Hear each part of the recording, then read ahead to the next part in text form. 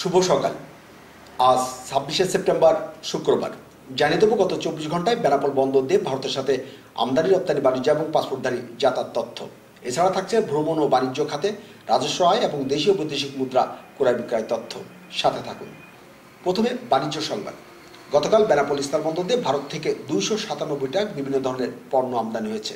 এ সমস্ত আমদানি পণ্যের মধ্যে উল্লেখযোগ্য ছিল শিল্প কারখানার কাঁচামাল, তৈরি পোশাক, গার্মেন্টস, শিশুখাদ্য, কসমেটিক্স, মাছ সহ বিভিন্ন ধরনের পণ্য।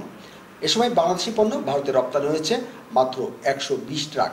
এ সমস্ত রপ্তানি পণ্যের মধ্যে উল্লেখযোগ্য ছিল ইলিশ, বসুন্ধরা টিস্যু, ওয়ালটন সামগ্রী সহ বিভিন্ন ধরনের পণ্য। এ সময় বাণিজ্য খাতে সরকারের রাজস্ব আদায় হয়েছে প্রায় ১৫ কোটি টাকা। এবার পাসপোর্টধারী যাতায়াত তথ্য। গতকাল বেনাপোল স্থলবন্দর দিয়ে ভারত এবং বাংলাদেশের মধ্যে মোট ১৯২৮ জন দেশ বিদেশি পাসপোর্টধারী যাতায়াত করেছে। এই সমস্ত পাসপোর্টধারীদের মধ্যে বেনাপোল বন্দর দিয়ে ভারতে গেছে ১১৮২ জন।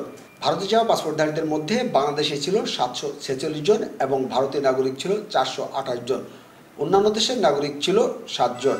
এবার দেশীয় বৈদেশিক মুদ্রা ক্রয় বিক্রয় তথ্য।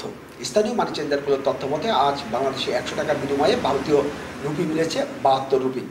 অন্যদিকে ভারতীয় ১০০ রুপির বিনিময়ে বাংলাদেশি টাকা পাওয়া গেছে ১৩৮ টাকা। প্রতি ইউএস ডলারের ক্রয় মূল্য ছিল ১২৫ টাকা এবং বিক্রয় মূল্য ১২৬ টাকা। সাথে থাকার জন্য ধন্যবাদ। নিয়মিত এ ধরনের তথ্য পেতে যুক্ত থাকুন আজকের কথা ফেসবুক পেজ ও ইউটিউব চ্যানেলের সাথে। সে পর্যন্ত সবাই ভালো থাকবেন, সুস্থ থাকবেন। আল্লাহ হাফেজ।